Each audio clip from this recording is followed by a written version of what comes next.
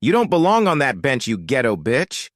Detective Ryan Crawford screamed before kicking Judge Diane Mitchell hard in the stomach right there in open court. But that kick instantly became the beginning of the end for a career built on lies and murder. This wasn't just an assault on a black judge. It was the moment someone finally pushed too far in front of the wrong person.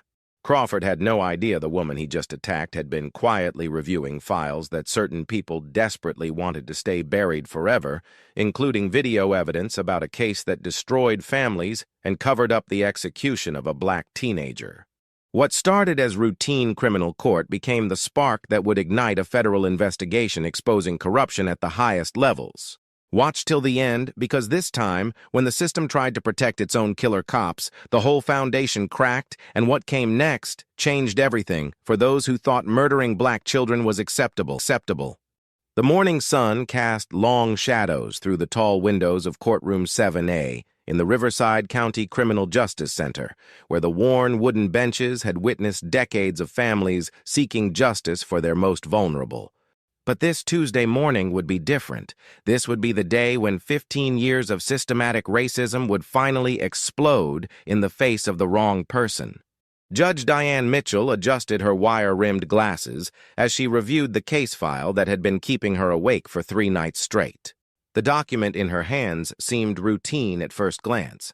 A 15-year-old black girl named Keisha Williams, charged with disorderly conduct and threatening behavior toward a law enforcement officer.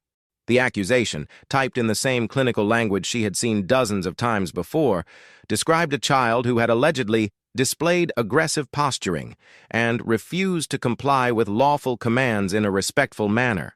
But Judge Mitchell had learned to read between the lines of police reports, especially those bearing the signature of Detective Ryan Crawford. At 48 years old, with 22 years of legal experience behind her, she had developed an instinct for recognizing patterns that others preferred to ignore. And Crawford's name had been appearing in her courtroom with disturbing frequency. Always involving black teenagers, always with the same vague charges, always with language that criminalized normal adolescent behavior. Keisha sat in the front row, her school uniform pressed and neat despite the circumstances, hands folded in her lap, with the careful dignity of a child who had been taught that survival often depended on making herself as small and non-threatening as possible. Her mother, Angela Williams, kept one protective arm around her daughter's shoulders while clutching a folder containing honor roll certificates, teacher recommendations, and community service awards, evidence of a child whose greatest crime was existing while black in Detective Crawford's patrol area. Wait until you see what Crawford says when he realizes who he's really dealing with. The courtroom door opened with deliberate force, brass hinges protesting under the weight of Detective Ryan Crawford's entrance. At 6'2", with the kind of solid build that came from years of tactical training, Crawford filled the doorway like a man stepping onto his own personal stage. His dark blue uniform was pressed to military precision, the weight of his duty belt and service weapon creating the distinctive swagger of someone who had never been seriously challenged by civilian authority. Crawford's pale gray eyes swept the courtroom with practiced arrogance, lingering on Keisha with the cold calculation of a predator who had found his target. When his gaze shifted to Judge Mitchell, something flickered across his expression. Not quite disrespect, not yet, but the subtle dismissiveness of a man who viewed black women in positions of authority as temporary obstacles rather than legitimate threats. Judge Mitchell observed this performance with the steady composure of someone who had spent decades watching men like Crawford assert their dominance through body language and barely concealed contempt. She had seen this particular brand of arrogance before, had learned to recognize the telltale signs of officers who believed their badges granted them immunity from consequences. But what Crawford didn't know, what he couldn't possibly have suspected as he settled into the witness chair with casual ownership, was that Judge Mitchell had been building a case against him for months. Hidden in her private files was a manila folder containing evidence that would destroy not just his career, but the entire network of corruption that had protected him throughout his 15-year reign of terror against black youth in Riverside County. His next words are going to shock you beyond belief. The silence in Courtroom 7A felt different this morning. charged with the kind of tension that preceded lightning strikes. Crawford arranged himself in the witness chair like a king claiming his throne, completely unaware that he was about to confess to crimes that would send him to federal prison for the rest of his life. "Detective Crawford," Judge Mitchell began, her voice carrying the measured authority of someone who had learned to command respect through competence rather than intimidation, "please describe the events that led to Miss Williams's arrest." Crawford leaned back slightly in the witness chair, a gesture that would have been subtle if not for the context. In a courtroom where respect for judicial authority was foundational, even small displays of casual disregard carried significant weight. "Your Honor, I was conducting routine patrol in the East Side District when I observed a group of juveniles loitering near the Metro bus stop at 5th and Henderson. Based on recent reports of drug activity in the area, I decided to conduct a community wellness check."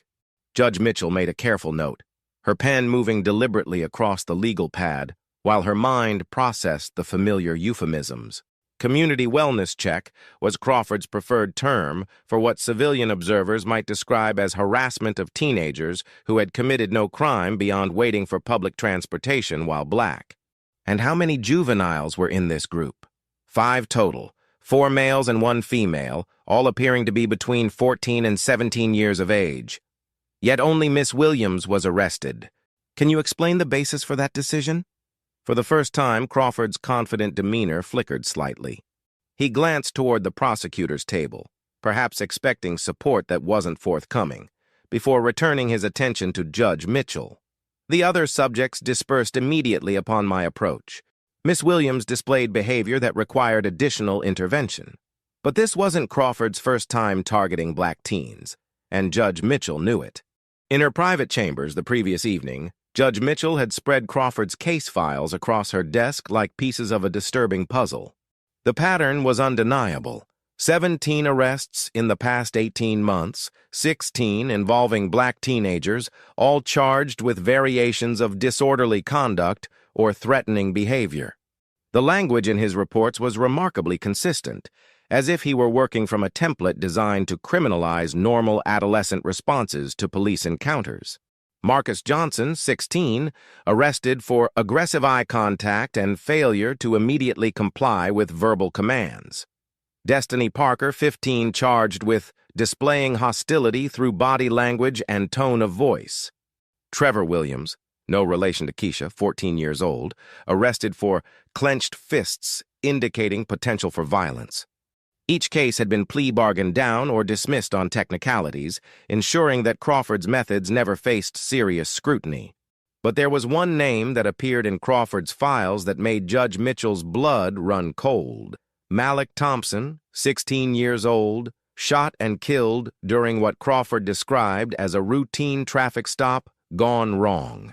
The official report claimed Malik had reached for a weapon, forcing Crawford to use deadly force in self-defense. The case had been closed after a brief administrative review, with Crawford receiving a commendation for heroism under fire. What she found in those files would shock you. "Detective Crawford," Judge Mitchell continued, consulting her notes with practiced precision, "you mentioned that Miss Williams displayed concerning behavior. Could you be more specific about what you observed?" Crawford's jaw tightened almost imperceptibly. "She maintained direct eye contact when I gave lawful orders for the group to disperse. When I addressed her specifically, she didn't immediately lower her gaze or acknowledge my authority. Her posture remained confrontational throughout the encounter." The words hit the courtroom like stones thrown into still water, creating ripples of discomfort that spread through the gallery. Angela Williams felt her daughter's hand tighten in hers. While several observers shifted uncomfortably at the stark honesty of Crawford's admission that he had arrested a child for making eye contact, Judge Mitchell set down her pen and looked directly at Crawford, her dark eyes meeting his pale ones with unwavering composure. "Detective, are you testifying under oath that maintaining eye contact constitutes disorderly conduct?" Crawford's face flushed slightly, but his voice remained steady. "In my professional experience, prolonged eye contact can be a precursor to aggressive behavior. We're trained to recognize these warning signs before situations escalate. And in your professional opinion, What would constitute appropriate behavior from a 15-year-old black girl during a police encounter? The question landed with surgical precision, forcing Crawford to either admit to unconstitutional policing practices or reveal his racist assumptions about how black children should behave in the presence of white authority. Crawford had no idea he was about to confess to something much worse. Crawford shifted uncomfortably in the witness chair, perhaps sensing that he was being led into dangerous territory but unable to resist defending his actions. The same as any other teenager. Immediate compliance, respectful language, no challenging behavior or attitude problems. Judge Mitchell made another note, each question and answer building towards something that everyone in the courtroom could feel approaching but couldn't yet define. And if a child asks questions about why they're being stopped, questions are often just disguised arguments, Crawford replied, his irritation beginning to show. A respectful person follows instructions first and asks questions later through proper channels. The answer revealed more than Crawford intended, exposing a worldview where questioning police authority, even legal constitutional questioning, was inherently suspicious. Judge Mitchell had heard variations of this philosophy before, usually from officers who viewed their badges as licenses for unchecked power rather than symbols of public service. Behind her calm exterior, Judge Mitchell's mind was racing through the implications of Crawford's testimony. She had spent the previous weekend reviewing not just his arrest records, but the broader statistics from his precinct. The numbers painted a disturbing picture. Black teenagers in Crawford's patrol area were arrested at rates 17 times higher than their white counterparts, despite demographic data showing no corresponding difference in actual crime rates. What she found in those files would shock you.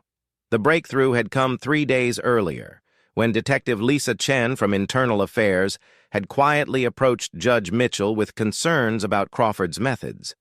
Chen, a 20-year veteran of the force, had been conducting her own investigation after receiving multiple complaints from community leaders about Crawford's aggressive tactics toward minority youth. "Judge Mitchell," Chen had said during their confidential meeting, "I've been trying to build a case against Crawford for 2 years. But every time I get close, evidence disappears or witnesses become reluctant to testify. There's something you need to see." The manila envelope Chen had handed her contained photocopied documents that should never have left police custody.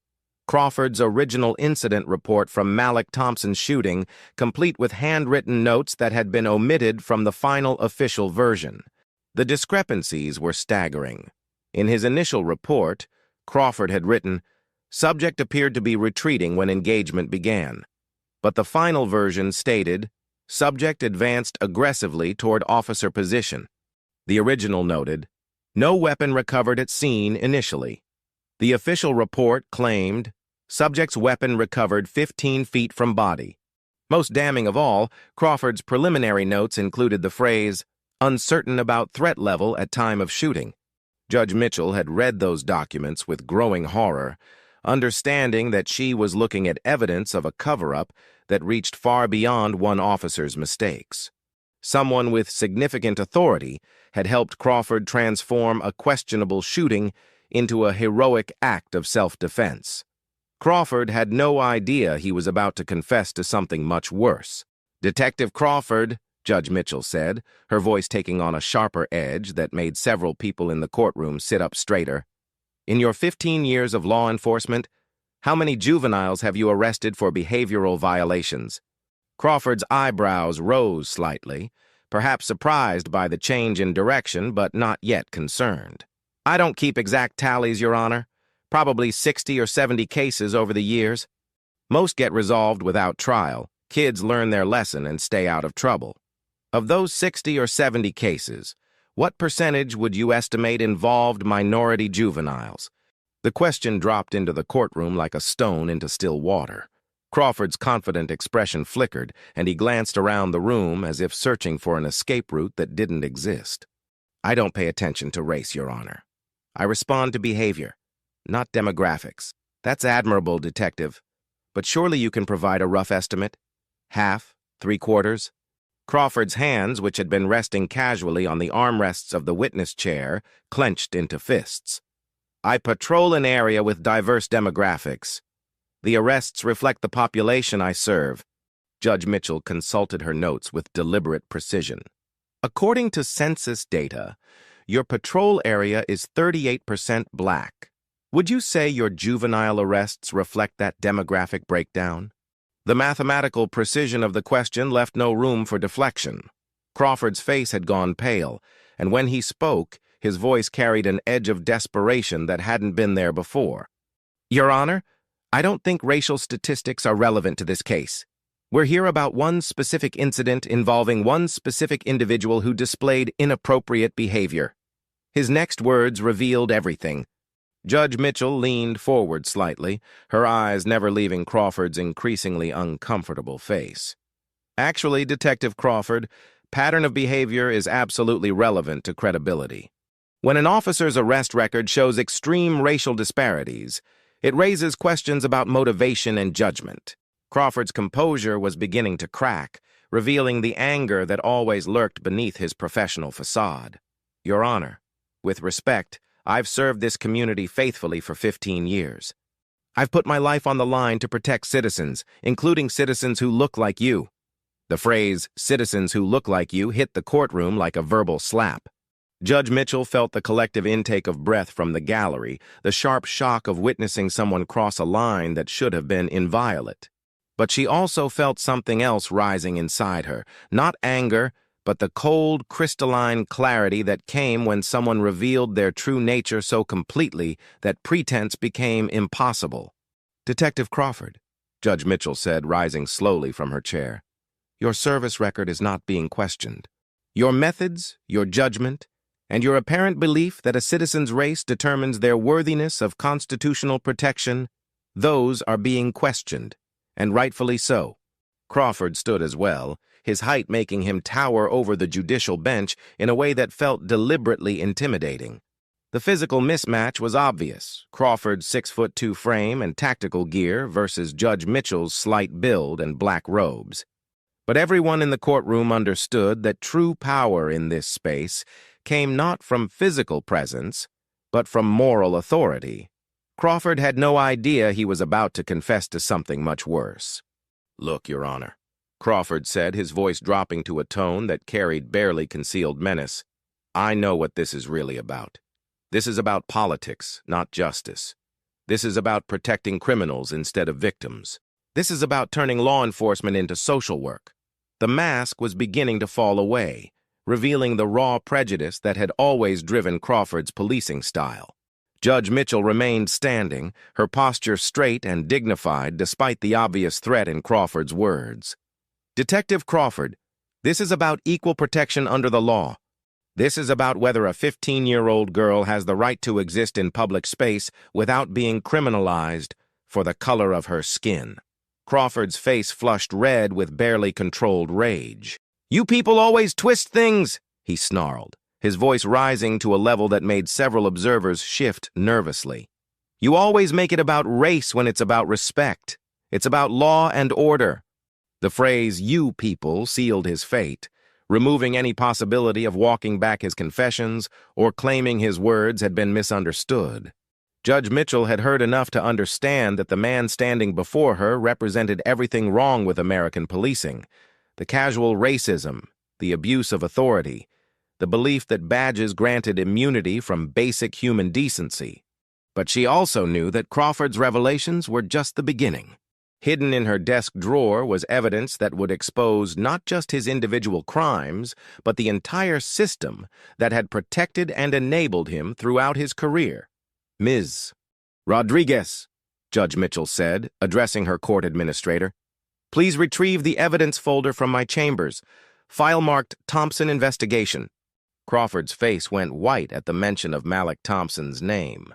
For the first time since entering the courtroom, he looked genuinely afraid, understanding that his carefully buried secrets were about to be dragged into the light.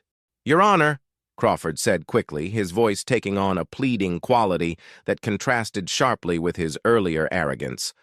I don't know what kind of games you're playing with old files, but this case is about Keisha Williams, not ancient history. Judge Mitchell smiled slightly, the expression holding no warmth but considerable satisfaction.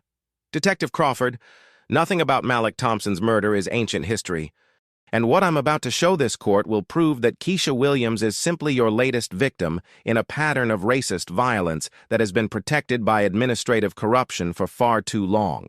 What you're about to hear will make your blood boil. The courtroom fell into absolute silence as everyone present understood they were about to witness something that would change everything. Court Administrator Maria Rodriguez returned from Judge Mitchell's chambers, carrying a thick manila folder and a laptop computer, her movements precise despite the obvious weight of what she was carrying. The folder bore official police department seals and evidence tags, but Judge Mitchell knew that the most damning contents had never been intended for public viewing. "Detective Crawford," Judge Mitchell said, opening the folder with deliberate care, "I'd like to discuss your encounter with 16-year-old Malik Thompson on March 15th, 2 years ago. Do you recall that incident?"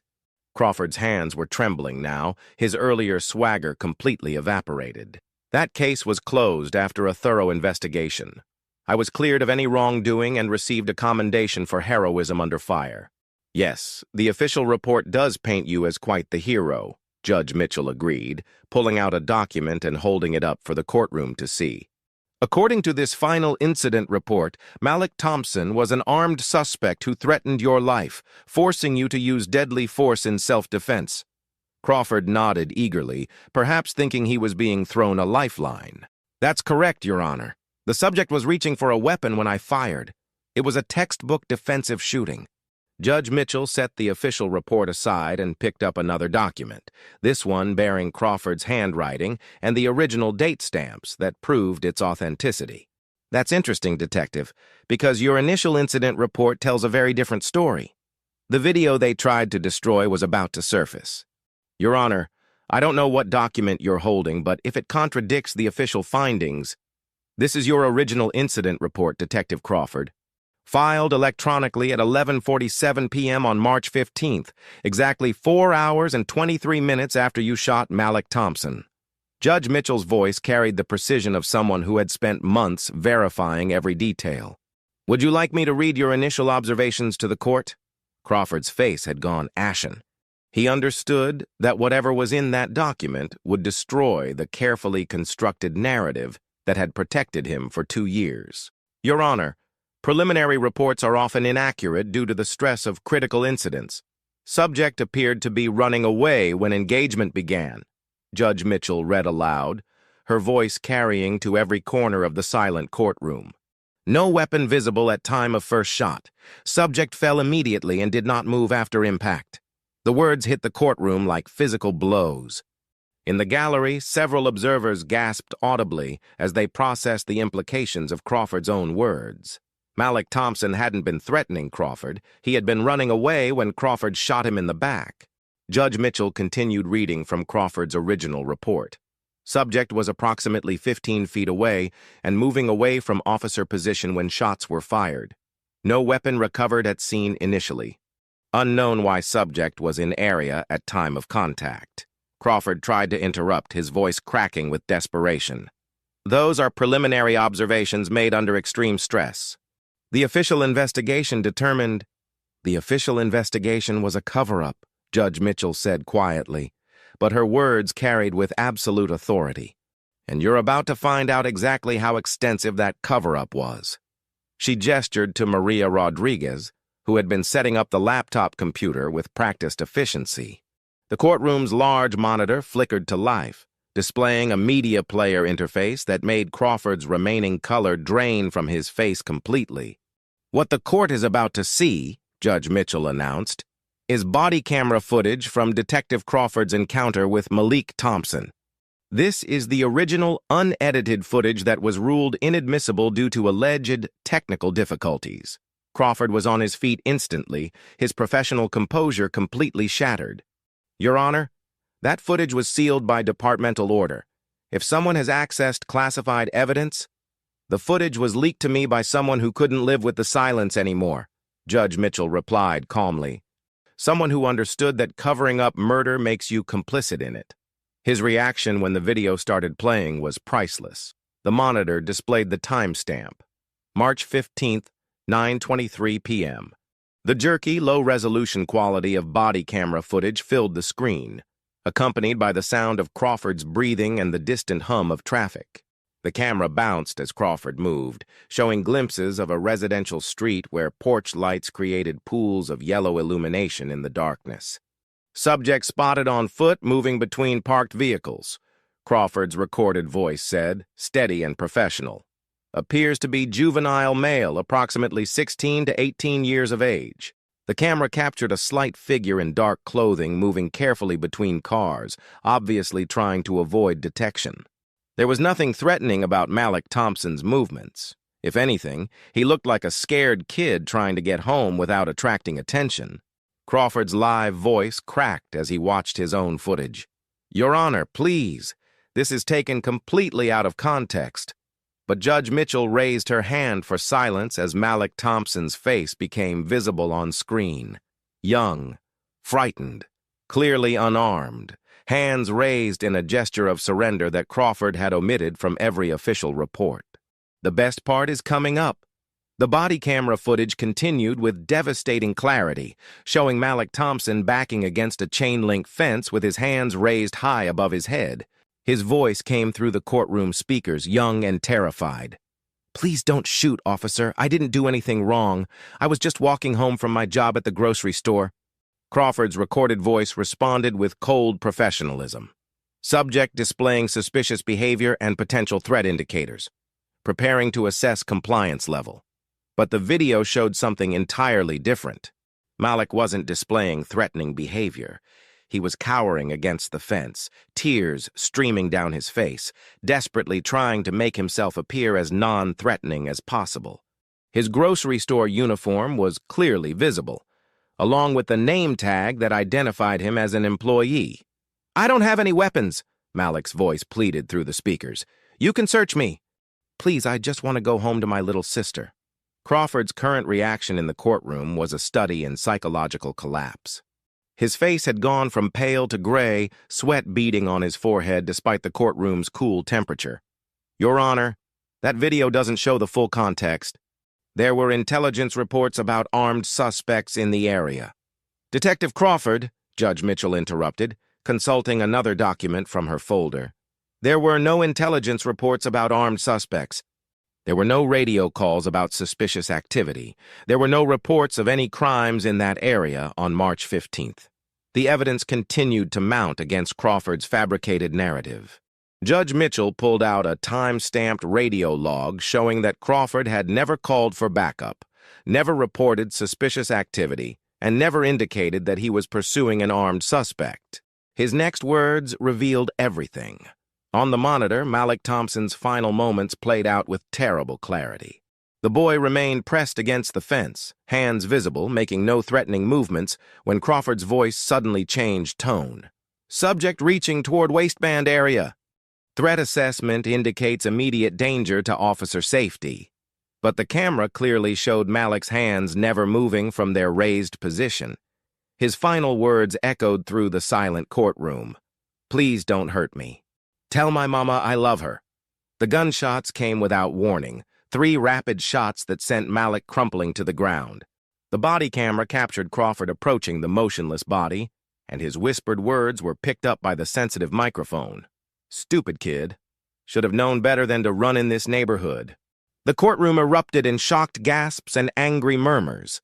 In the gallery, several people were openly crying, while others sat in stunned silence at witnessing the cold-blooded execution of a terrified child.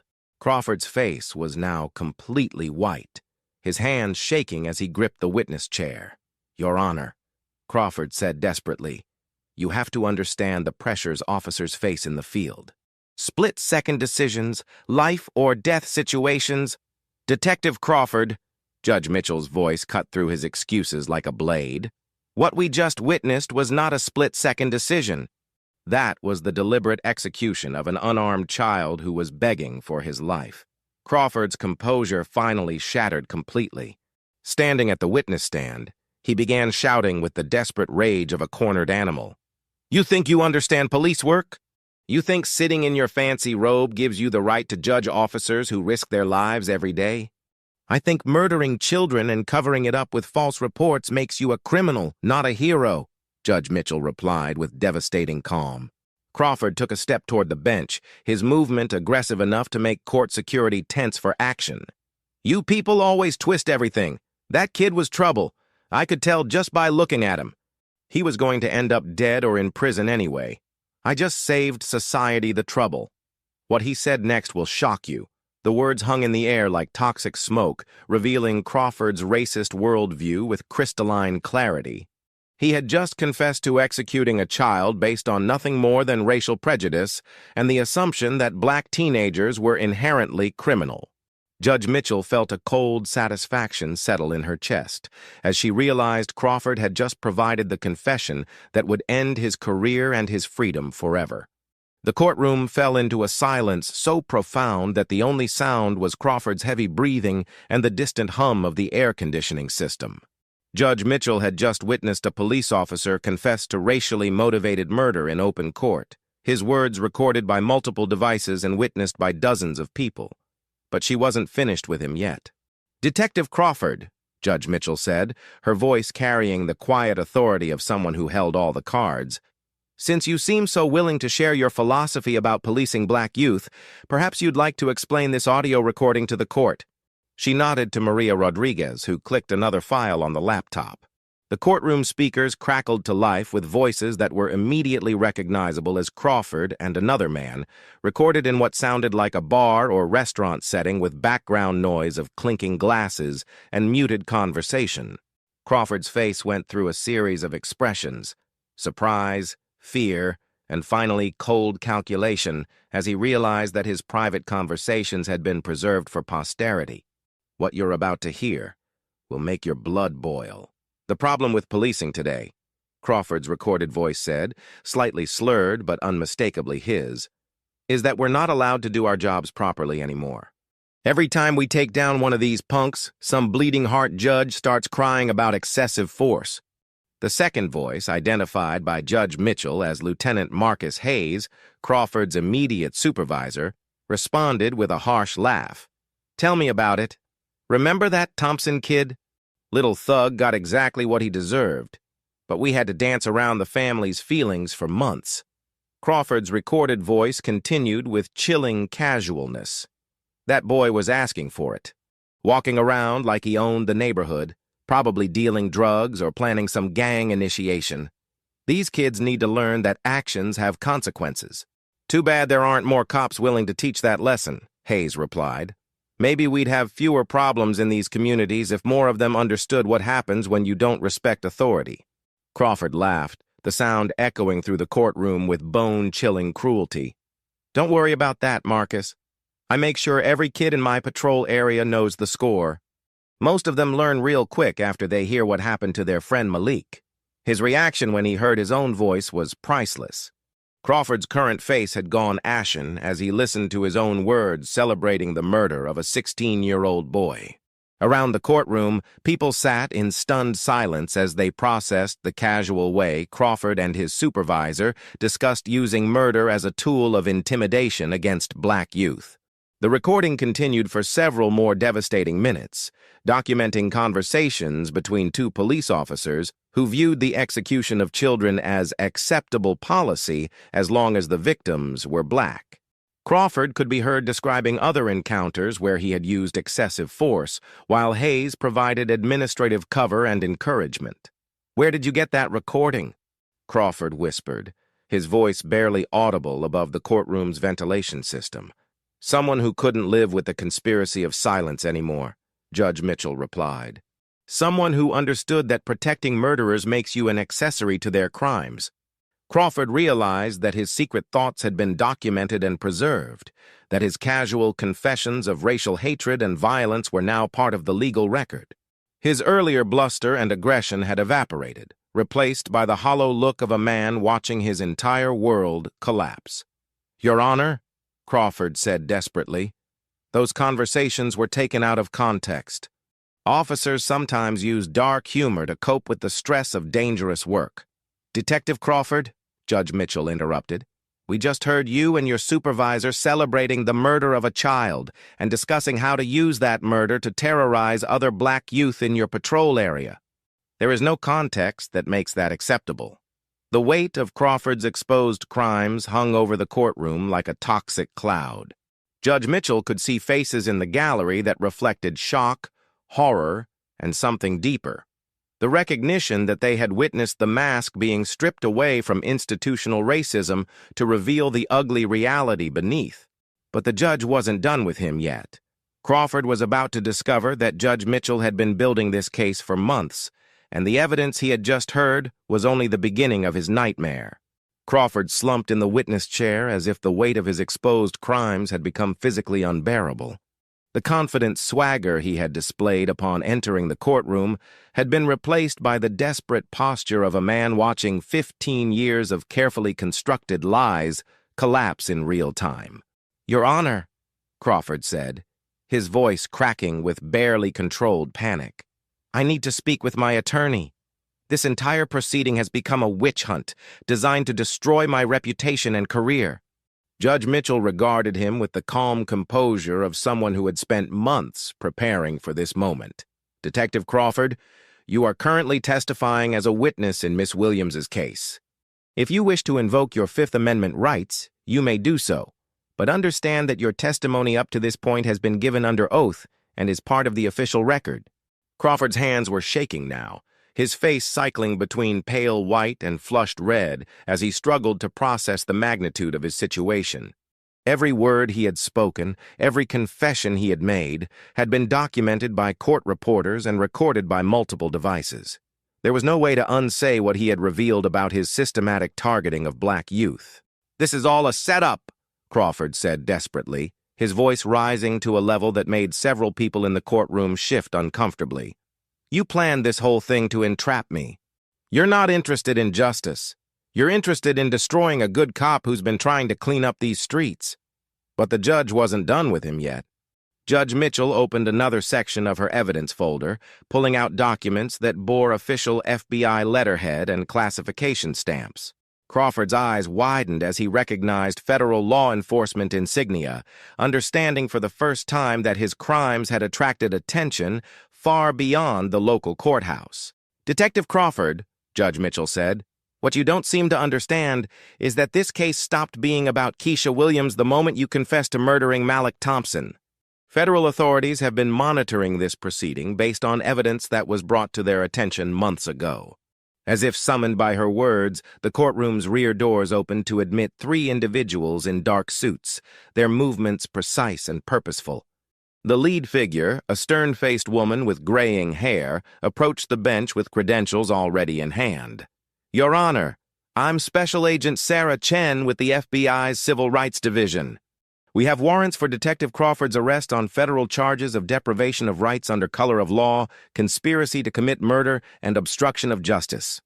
Crawford looked around the courtroom with wild eyes, perhaps only now understanding that his assault on judicial authority had been witnessed not just by local court personnel, but by federal law enforcement officials who had been building a case against him for months. "This is impossible," Crawford said, his voice barely above a whisper.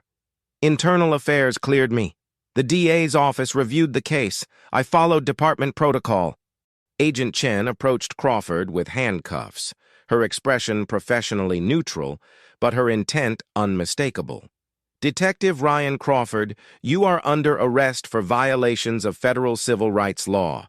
You have the right to remain silent. Anything you say can and will be used against you in a court of law." Crawford's legs seemed to give way, as the reality of his situation became unavoidable.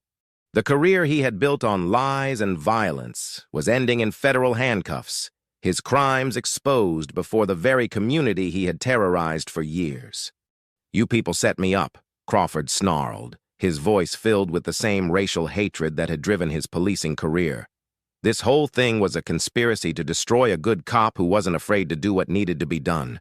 Judge Mitchell stood slowly, her movement commanding immediate attention from everyone in the courtroom. "Detective Crawford, the only person who destroyed your career was you. Every confession came from your mouth. Every crime was your choice, and now you're going to face the consequences that you thought would never come." What he said next crossed every line imaginable. As Agent Chen began reading Crawford his Miranda rights, Judge Mitchell realized there was one more piece of evidence that needed to be revealed before federal authorities took Crawford into custody. The audio recording they had just heard was damning, but there was another conversation, one that would expose the full scope of the conspiracy that had protected Crawford's crimes for years. "Agent Chen," Judge Mitchell said, "before you process Detective Crawford's arrest, there's additional evidence that your investigation team needs to hear. Evidence that reveals this conspiracy extends far beyond one officer's individual crimes." Crawford's face went from pale to gray as Judge Mitchell gestured for Maria Rodriguez to load another audio file. His desperate attempts to maintain innocence had been shattered by his own recorded confessions, but what was about to be played would destroy any hope of claiming his actions were aberrations rather than department policy. "What the court is about to hear," Judge Mitchell announced, "is a recording of Detective Crawford discussing his methods with Captain Robert Morrison, the commanding officer of the East Side Precinct. This conversation took place 6 months ago at the annual Police Benevolent Association dinner. His reaction when the video started playing was priceless. The speakers crackled to life with the sound of a crowded restaurant, glasses clinking and multiple conversations creating a backdrop of ambient noise. Crawford's voice emerged clearly, slightly intoxicated but unmistakably discussing his approach to policing black youth. "Captain Morrison," Crawford's recorded voice said, "I want to thank you for backing me up on the Thompson shooting. Some of the younger officers have been asking questions about my methods, and it's good to know command has my back." Morrison's gravelly voice responded with casual authority. "Ryan, you do what needs to be done to keep these streets safe.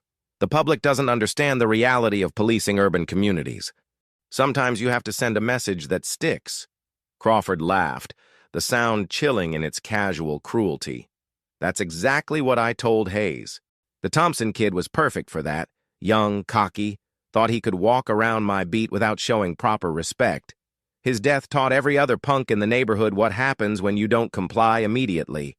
Morrison's response revealed the institutional support that had enabled Crawford's crimes. "The key is making sure the paperwork tells the right story. As long as the reports show legitimate threat indicators, internal affairs will back us up every time." The courtroom listened in horrified silence as two police officials discussed fabricating evidence and covering up murders as routine administrative tasks. Crawford's current face had gone completely white as he heard his own voice describing Malik Thompson's execution as a deliberate act of terrorism against the black community. But wait, there's more evidence you haven't seen yet. The recording continued with Morrison providing specific instructions on how to manipulate incident reports to justify excessive force. "Always mention aggressive posturing and failure to comply," Morrison's voice explained.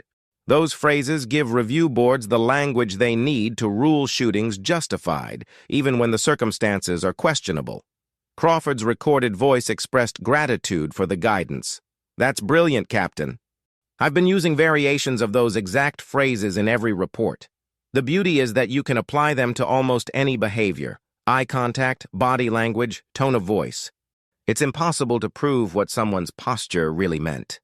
The conversation revealed a systematic approach to criminalizing normal human behavior, particularly when that behavior came from black teenagers who refused to display the immediate submission that Crawford demanded. Judge Mitchell could see faces in the gallery processing the realization that they had just heard police officials describe the deliberate fabrication of evidence as standard operating procedure. Agent Chen had stopped reading Crawford his rights, understanding that the evidence being revealed would fundamentally change the scope of her investigation. This wasn't just about one corrupt officer, it was about an entire command structure that had institutionalized racial violence and cover-ups. Crawford tried to interrupt the playback, his voice cracking with desperation. "Your Honor, these conversations are being taken completely out of context. Officers discuss hypothetical scenarios all the time." "Detective Crawford," Judge Mitchell said with devastating calm, "there's nothing hypothetical about Malik Thompson's death. There's nothing hypothetical about the 16 other black teenagers you've arrested on fabricated charges. And there's nothing hypothetical about the conspiracy we just heard between you and your commanding officers. The weight of institutional corruption hung over the courtroom like a toxic cloud, making every breath feel labored and dangerous. The next 5 minutes will blow your mind. The revelation of institutional conspiracy had stripped away Crawford's last hope of claiming his crimes were individual aberrations. Faced with audio evidence of systematic cover-ups involving his immediate supervisors, Crawford's psychological defenses finally collapsed completely. What emerged was the raw, unfiltered hatred that had always driven his policing career. "You want the truth?" Crawford screamed, his voice echoing off the marble walls of the courtroom with desperate fury. "Fine! I'll give you the goddamn truth about what it's really like policing these neighborhoods." Agent Chen moved closer to Crawford, understanding that a complete psychological breakdown was imminent and preparing to intervene if he became physically dangerous. Judge Mitchell remained behind the bench, her composed demeanor providing a stark contrast to Crawford's unraveling sanity. "These people," Crawford's voice cracked as years of suppressed rage poured out. "They don't understand respect. They don't understand authority. They think they can walk around with attitude problems and challenging looks, and we're supposed to just take it." The phrase "these people" had become Crawford's verbal signature, revealing his worldview with crystalline clarity. Judge Mitchell observed his meltdown with the clinical detachment of someone who had spent decades studying the psychology of institutional racism. What he said next will shock you. Crawford's hands were shaking violently now, his face flushed red with the kind of rage that preceded either complete collapse or explosive violence. "You sit up there in your fancy robe, pretending to care about justice, but you don't know what it's like dealing with gangbangers and drug dealers and wannabe thugs every single day."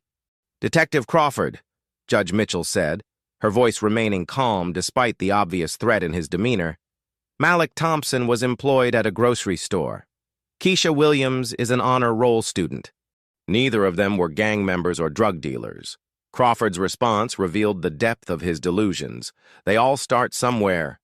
That Thompson kid was already showing signs. The way he walked, the way he looked at me, the attitude in his voice when I tried to question him. I've been doing this long enough to recognize the pattern. The courtroom listened in stunned silence as Crawford confessed to profiling and executing children based on nothing more than his racist interpretations of normal adolescent behavior. His psychological collapse was providing a master class in how institutional prejudice justified itself through dehumanization and fantasy. "And you!" Crawford suddenly pointed directly at Judge Mitchell, his finger trembling with rage. "You're the worst kind, pretending to be some kind of moral authority while protecting criminals and gang members. You think your law degree makes you better than officers who risk their lives every day." Judge Mitchell felt the collective intake of breath from the gallery as Crawford's verbal assault took on increasingly personal and threatening tones. But she also felt something else. The satisfaction of watching a system's true nature reveal itself so completely that denial became impossible. This is where it gets really good. Crawford's rant continued with escalating intensity. "I protected this community from people like that Thompson kid for 15 years. I prevented crimes before they happened. I saved lives by stopping these punks before they could hurt innocent people." The delusion was complete. Crawford genuinely believed that murdering unarmed children constituted heroic police work. His psychological framework had twisted reality so thoroughly that he saw himself as a protector rather than a predator. "Detective Crawford," Judge Mitchell said, her voice cutting through his tirade like a surgical blade, "you murdered a 16-year-old boy who was walking home from work. You terrorized dozens of children whose only crime was existing while black. You are not a protector. You are exactly the kind of criminal that good police officers are supposed to stop." Crawford's face went through a series of expressions: rage, desperation, and finally, the cold calculation of a cornered animal preparing to attack. His next words would cross every line of courtroom decorum and personal dignity. "You know what your problem is?" Crawford snarled, taking a step toward the bench with obvious menace. "You people think you're equal to us now. You think wearing a judge's robe or a fancy suit changes what you really are. But I know what you are underneath all that pretense." The silence that followed was electric with tension, everyone in the courtroom understanding that Crawford was about to commit an act that would destroy him completely and irreversibly. The slap that ended everything was about to happen. The tension in courtroom 7A had reached a breaking point, the air itself seeming to vibrate with the energy of impending violence. Crawford stood less than 6 feet from Judge Mitchell's bench, his face twisted with the kind of rage that preceded either total breakdown or explosive action. Every person in the room could feel that something terrible was about to happen. "You think you're untouchable up there," Crawford continued, his voice dropping to a dangerous whisper that somehow carried to every corner of the courtroom. "You think that robe protects you from the real world. But I know what you really are. Just another uppity—" "Detective Crawford," Judge Mitchell interrupted, her voice carrying the full authority of judicial power. "You will address this court with respect, or you will be held in contempt. Your career is over, your crimes are exposed, and your freedom is about to end. Don't make this worse for yourself." Crawford's response was to laugh, a harsh, bitter sound that contained no humor but boundless hatred. "Make it worse?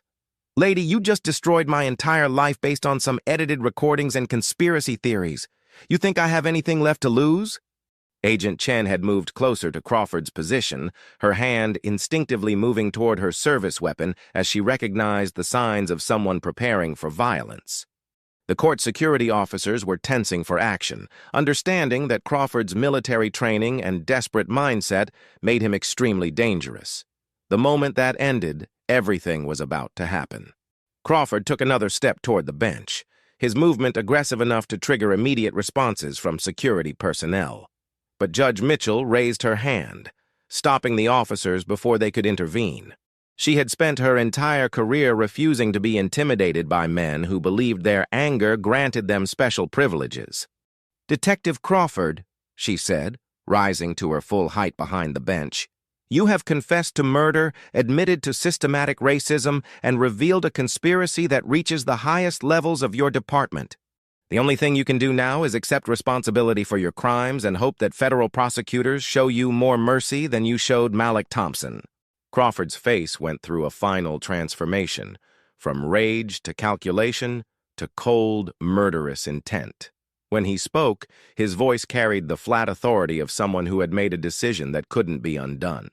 "You know what, Your Honor? I think it's time someone taught you what real authority looks like." Crawford's leg swung in a vicious arc, his tactical boot connecting with Judge Mitchell's midsection with enough force to lift her off her feet. The impact sent her crashing backward into her chair, the sound of the blow echoing through the marble courtroom like thunder. Crack! The kick landed with devastating force, Judge Mitchell's slight frame absorbing an assault that could have seriously injured or killed someone her size. But even as she doubled over in pain, her eyes never closed, her dignity never wavered. She absorbed Crawford's violence with the same composure she had shown throughout the hearing, refusing to give him the satisfaction of seeing her broken. The courtroom erupted in chaos. Agent Chen drew her weapon while court security officers rushed Crawford from multiple angles. Spectators screamed and dove for cover, while court personnel activated emergency protocols designed for exactly this kind of catastrophic breakdown of order. Crawford stood over Judge Mitchell's fallen form like a conqueror, his face twisted with the savage satisfaction of someone who had finally expressed his true nature without restraint. "That's what happens when you forget your place," he snarled, his voice carrying throughout the courtroom despite the chaos around him. But his moment of triumph was brief. Agent Chen's voice cut through the noise with sharp authority. "Ryan Crawford, you are under federal arrest for assault on a federal judicial officer, a crime punishable by up to 20 years in federal prison." Security officers swarmed Crawford, wrestling him to the ground with professional efficiency, despite his attempts to resist. The man who had entered the courtroom with swagger and untouchable confidence was now face down on the marble floor, federal handcuffs cutting into his wrists, while a dozen witnesses documented his complete psychological and professional collapse. "But wait, there's more evidence you haven't seen yet." Judge Mitchell slowly pulled herself upright, her face pale but her expression unchanged. The red mark where Crawford's boot had connected was already beginning to show, but her voice remained steady when she spoke. Let the record show that Detective Ryan Crawford has physically assaulted a sitting federal judge in open court before multiple federal witnesses. As Crawford was restrained on the courtroom floor, Agent Chen coordinated with her backup team through subtle hand signals that indicated a much larger operation was already in motion. The assault on Judge Mitchell had been witnessed by federal agents, but Crawford's arrest was only the beginning of what would become the most comprehensive civil rights investigation in the region's history. "Your Honor," Agent Chen said, approaching the bench while keeping her weapon trained on Crawford's prone form, "we've been conducting a parallel investigation into Detective Crawford's activities for the past 8 months. What happened here today provides the final evidence we needed to move against his entire network." Judge Mitchell accepted a glass of water from Maria Rodriguez, using the moment to compose herself while processing the implications of Agent Chen's words. The federal investigation had been running concurrently with her own evidence gathering, suggesting a level of coordination that Crawford couldn't have anticipated. "How extensive is your investigation, Agent Chen?" Judge Mitchell asked, her voice steady despite the pain from Crawford's assault. Agent Chen gestured toward the courtroom doors, where additional federal agents were entering with briefcases and electronic equipment. "We have warrants for 12 officers in Crawford's precinct, including Captain Morrison and Lieutenant Hayes. We're executing simultaneous raids on 4 police stations, seizing computers, files, and surveillance equipment as we speak." Crawford lifted his head from the floor, his face a mask of rage and disbelief. "This is impossible! Internal Affairs cleared every case. The DA's office reviewed everything." His reaction when he realized the scope was priceless. Agent Chen looked down at Crawford with professional detachment. "Detective Crawford, the federal investigation began when Mrs. Eleanor Thompson, Malik's mother, contacted our Civil Rights Division with evidence that local authorities had ignored for 2 years. She kept copies of everything, including the original incident reports that mysteriously disappeared from police files. The revelation that Malik Thompson's mother had been working with federal investigators added another layer to Crawford's nightmare. His carefully constructed cover-up had been unraveling for months while he remained oblivious to the forces building against him. "We also received cooperation from Detective Lisa Chen in Internal Affairs," Agent Chen continued, "who provided documentation showing systematic destruction of evidence and intimidation of witnesses. Your own supervisor, Captain Morrison, is currently being arrested at his home based on the conspiracy charges revealed in today's recordings." Crawford's psychological collapse accelerated as he realized the full scope of the federal operation. "You people planned this whole thing. This entire hearing was a setup." Judge Mitchell stood slowly, her dignity intact despite Crawford's assault. "Detective Crawford, this hearing was about Keisha Williams's right to exist without being criminalized for her race. The fact that your own confessions exposed a murder conspiracy was your choice, not our plan." Agent Chen's radio crackled with updates from other teams. "Command, we have Morrison in custody. Hayes is resisting arrest but contained.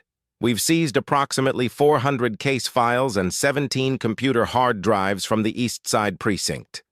The operation's scope was staggering. This wasn't just about Crawford's individual crimes, but about dismantling an entire network of corrupt officers who had been systematically abusing their authority while enjoying administrative protection. "You won't believe what happens next." Crawford was hauled to his feet by security officers, his face cycling between rage and panic as the reality of his situation became undeniable. "This is all because of that one punk kid. Everything was fine until you people started stirring up trouble." Judge Mitchell felt a cold satisfaction as she watched Crawford's worldview crumble in real time. For 15 years, he had terrorized black youth with the confidence that the system would protect him. Now, that same system was turning against him with the full force of federal law enforcement. "Detective Crawford," Judge Mitchell said, her voice carrying to every corner of the courtroom, "Malik Thompson was not one punk kid. He was a 16-year-old boy with a family who loved him, a job he took pride in, and a future you stole from him. And now you're going to face justice for that theft."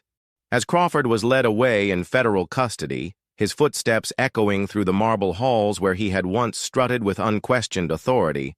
Judge Mitchell understood that they had witnessed something larger than one man's downfall. They had seen a system finally holding itself accountable. The best part is coming up. Within hours of Crawford's arrest, the FBI's coordinated operation had netted 17 officers from 3 different precincts, each facing federal charges ranging from civil rights violations to conspiracy to commit murder. The scope of the corruption extended far beyond what even Judge Mitchell had imagined during her months of investigation. Captain Robert Morrison was arrested at his suburban home while eating dinner with his family, the image of him being led away in handcuffs becoming the lead story on every local news channel. Lieutenant Marcus Hayes attempted to barricade himself in his office at headquarters, destroying documents until federal agents breached the door and found him feeding papers into a paper shredder. But the most devastating blow to the conspiracy came from an unexpected source, Detective Lisa Chen, who had been secretly recording conversations with her colleagues for over a year while building her own case against the corruption in her department. You won't believe what she captured on tape. Agent Sarah Chen, no relation to the detective, had established a command center in the courthouse's conference room, coordinating arrests while reviewing the evidence that had been accumulating for months. Judge Mitchell joined the briefing, still bearing the visible marks of Crawford's assault, but determined to see the investigation through to its conclusion. "Your Honor," Agent Chen said, spreading photographs and documents across the conference table, "Detective Lisa Chen's recordings reveal that Crawford's methods were not only known to his supervisors, they were actively encouraged as a model for other officers to follow." The photographs showed training sessions where Crawford had been presented as an example of proactive policing, teaching younger officers how to identify pre-criminal behavior in minority youth. The euphemisms couldn't hide the reality. Crawford had been training an entire generation of officers to view black teenagers as inherently suspicious and deserving of aggressive intervention. One recording captured Morrison addressing a group of new recruits. "Detective Crawford has shown exceptional skill in preventing crimes before they occur. His ability to identify troublemakers and address problems early has made his patrol area one of the safest in the county." The troublemakers Morrison referenced were children like Malik Thompson and Keisha Williams, teenagers whose only crimes were existing while black in Crawford's territory. The problems that were addressed early were fundamental constitutional rights that Crawford had been systematically violating with departmental approval. What they found in the files will shock you. The evidence seized from police computers revealed the true scope of the conspiracy. Internal emails showed Morrison and Hayes coordinating stories for problematic shootings, with specific instructions on how to modify incident reports to ensure favorable outcomes from review boards. One email from Hayes to Morrison read, "Crawford's latest incident needs narrative adjustment. Original report mentions subject was retreating. Recommend revision to emphasize threat indicators and officer safety concerns." Morrison's response was equally damning. "Already in progress. Internal affairs review scheduled for next month. Media interest minimal. Family unlikely to pursue civil action due to subject's juvenile record." The casual way these officials discussed manipulating evidence and covering up potential murders revealed an institutional culture where protecting killer cops was standard operating procedure. Judge Mitchell felt nauseated reading the clinical language used to describe the destruction of families and the denial of justice. But the investigation's most shocking revelation came from financial records showing that Crawford and his conspirators had been receiving bonuses for maintaining low crime statistics in their patrol areas. The department had been literally paying officers to reduce reported crime, creating incentives for either covering up actual crimes or preventing them through intimidation and violence. Wait until you see what happened to the other officers. By evening, 3 more officers had negotiated plea agreements in exchange for testimony against their superiors. Detective Marcus Williams, ironically sharing a last name with Keisha, provided detailed accounts of Morrison's instruction sessions on evidence manipulation and witness intimidation. Officer Jennifer Torres revealed that Crawford had boasted about teaching respect to ungrateful teenagers during department social events, describing his shooting of Malik Thompson as necessary education for the community. The web of corruption extended beyond individual officers to include prosecutors who had routinely accepted Crawford's fabricated reports without investigation and internal affairs investigators who had buried complaints against him in exchange for promotions and favorable assignments. Crawford's reign of terror had been enabled by an entire ecosystem of institutional complicity, where every level of the justice system had prioritized protecting police over protecting citizens. Justice was finally coming for everyone involved. The federal investigation expanded beyond Riverside County as similar patterns of abuse emerged in neighboring jurisdictions. Agent Chen's team discovered that Crawford's methods had been shared through informal networks of police trainers and consultants, spreading his toxic approach to policing across multiple states. 3 weeks after Crawford's arrest, the Department of Justice announced the largest civil rights investigation in decades, encompassing 14 police departments and involving over 200 officers who had either participated in or enabled systematic abuse of minority youth. The scope of this corruption will blow your mind. Attorney General Patricia Williams held a press conference announcing the formation of a federal task force with unlimited resources and subpoena power. What we have uncovered in Riverside County represents a betrayal of everything law enforcement is supposed to stand for, she declared. This investigation will follow the evidence wherever it leads, regardless of rank or political connections. The task force's first major breakthrough came from an unexpected source: police body camera footage that had been automatically uploaded to cloud servers but never reviewed by supervisors. Months of accumulated video revealed hundreds of interactions where officers used Crawford's methods to terrorize minority youth, often while discussing their techniques in ways that left no doubt about their racial motivations. One particularly damning video showed Officer Derek Martinez, one of Crawford's protégés, stopping a 14-year-old black girl for suspicious walking patterns. When the girl asked why she was being detained, Martinez responded, "Crawford taught me that you people always try to lawyer up when you're caught. That's how we know you're guilty of something." The phrase, "you people," had become a signature of Crawford's disciples, revealing how his racist worldview had infected an entire generation of officers. Federal investigators began using that specific language as a search term in police communications, uncovering a network of corruption that spanned multiple agencies. What they discovered in the secret communications will shock you. The investigation revealed that Crawford had been operating as part of an informal brotherhood of officers who shared intelligence about problem families and coordinated responses to community complaints. Text message threads showed officers warning each other about activist parents who might document their children's encounters with police. One message thread included Crawford writing, "Thompson family still asking questions about their son. Might need additional pressure to encourage them to move on." The response from Officer Paul Henderson was equally chilling. "Already spread word through informants that family is uncooperative with police. Should create enough social pressure to keep them quiet." These messages revealed that Malik Thompson's family had been subjected to systematic harassment designed to prevent them from seeking justice for their son's murder. The cruelty was breathtaking, using community fear of police retaliation to isolate grieving parents and protect killer cops. Federal prosecutors had begun preparing RICO charges, treating Crawford's network as a criminal organization that had used their law enforcement positions to commit ongoing crimes against the civil rights of minority citizens. The maximum penalties under federal civil rights statutes could result in life sentences for the most serious offenders. But wait, there's more evidence you haven't seen yet.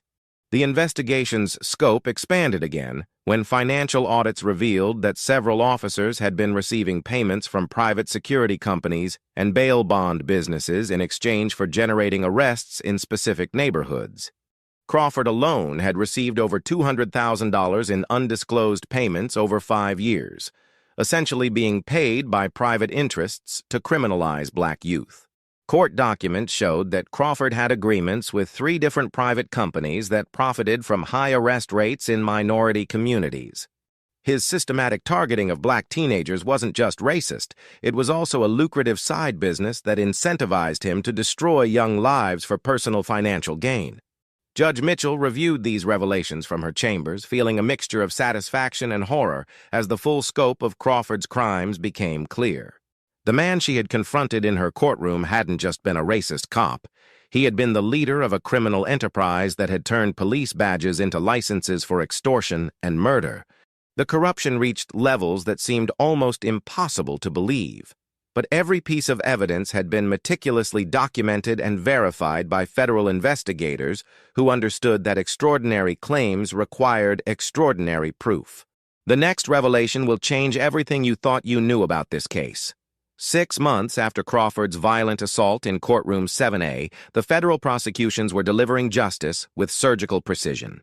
Crawford himself had been convicted on 17 federal charges and sentenced to life in prison without the possibility of parole, the judge specifically noting that his assault on Judge Mitchell demonstrated an absolute rejection of the rule of law and constitutional government. Captain Morrison received 45 years for conspiracy and civil rights violations, while Lieutenant Hayes was sentenced to 30 years for his role in covering up murders and intimidating witnesses. The sentences sent shockwaves through law enforcement communities nationwide, serving notice that institutional racism would no longer be protected by administrative indifference. Justice was finally being served, but the best part was yet to come. Mrs. Eleanor Thompson, Malik's mother, had become the face of the federal civil rights case, her dignity and persistent demands for justice inspiring similar families across the country to come forward with their own stories of police abuse. Standing outside the federal courthouse after Crawford's sentencing, she spoke with the quiet authority of someone who had transformed personal tragedy into systemic change. "My son Malik was murdered by a man who thought black children's lives were worthless," she said, her voice carrying to the crowd of supporters who had gathered to witness this historic moment. "But his death was not in vain if it prevents other mothers from experiencing this pain." The federal investigation had ultimately identified 47 families whose children had been victimized by Crawford's network, each receiving substantial financial settlements, but more importantly, official acknowledgement that their children had been wronged by the system that was supposed to protect them. Keisha Williams, now 16 and thriving in her junior year of high school, had become an advocate for police reform and youth rights. Her experience in Judge Mitchell's courtroom had taught her that speaking truth to power was not just possible, but essential for creating change. "I used to be afraid of police officers," Keisha said during a speech at a youth leadership conference. "Now I understand that good officers want the same thing we do, safe communities where everyone is treated with dignity and respect. The bad officers were afraid of us because they knew we could expose their lies." The changes that happened next transformed everything. Judge Mitchell had declined multiple offers to join higher courts, choosing instead to remain in criminal court, where she could continue protecting vulnerable youth from systemic abuse. Her chambers had become a model for judicial activism, with judges from across the country seeking her guidance on identifying and confronting institutional racism in their own courtrooms. The Riverside County Police Department underwent complete restructuring under federal oversight, with new leadership, revised training protocols, and community accountability measures that served as a template for departments nationwide. Body camera policies were revised to prevent the kind of technical difficulties that had allowed Crawford's crimes to be covered up for years. But perhaps the most significant change was cultural, the recognition that silence in the face of injustice was no longer acceptable, that good people had a moral obligation to speak truth to power regardless of the personal cost. Maria Rodriguez, the court administrator who had preserved the evidence that destroyed Crawford, was promoted to director of court security and became a national expert on protecting judicial proceedings from corrupt law enforcement. Her courage in exposing Crawford's crimes had prevented dozens of other families from experiencing the Thompson family's tragedy. What happened next will restore your faith in justice. The memorial garden planted outside the courthouse in Malik Thompson's memory had become a gathering place for families who had lost children to police violence, a space where grief could be shared and hope could be nurtured. Mrs. Thompson tended the roses planted in her son's honor, finding peace in the knowledge that his death had catalyzed changes that would protect future generations. Detective Lisa Chen, the internal affairs officer whose secret recordings had provided crucial evidence, was appointed as the first civilian director of police accountability, with authority to investigate misconduct complaints without interference from police administration. Her appointment marked a fundamental shift in how police departments would be held accountable for their officers' actions. The ripple effects of Crawford's exposure extended far beyond Riverside County, inspiring federal investigations in 12 other states and leading to the conviction of over 300 corrupt officers who had been operating with similar impunity. The final transformation will leave you speechless. 2 years after the slap that echoed through the halls of justice, Judge Diane Mitchell received an unexpected visitor in her chambers. Mrs. Eleanor Thompson knocked softly on the door, carrying a small wrapped package and wearing the peaceful expression of someone who had found closure after years of grief and struggle. "Judge Mitchell," Mrs. Thompson said, settling into the chair across from the desk. "I wanted to thank you personally for having the courage to stand up when it mattered. Malik's death finally has meaning because you refused to let Crawford hide behind his badge." The package contained a framed photograph of Malik Thompson at his high school graduation, smiling with the bright optimism of a young man who believed the future held unlimited possibilities. Beneath the photo was an engraved plaque reading, "Justice delayed is not justice denied when good people decide to speak truth to power." Judge Mitchell felt tears gathering in her eyes as she studied Malik's face, seeing in his expression the same dignity and hope that she had witnessed in countless young people who had appeared in her courtroom seeking protection from a system that too often failed them. The legacy that emerged will inspire generations.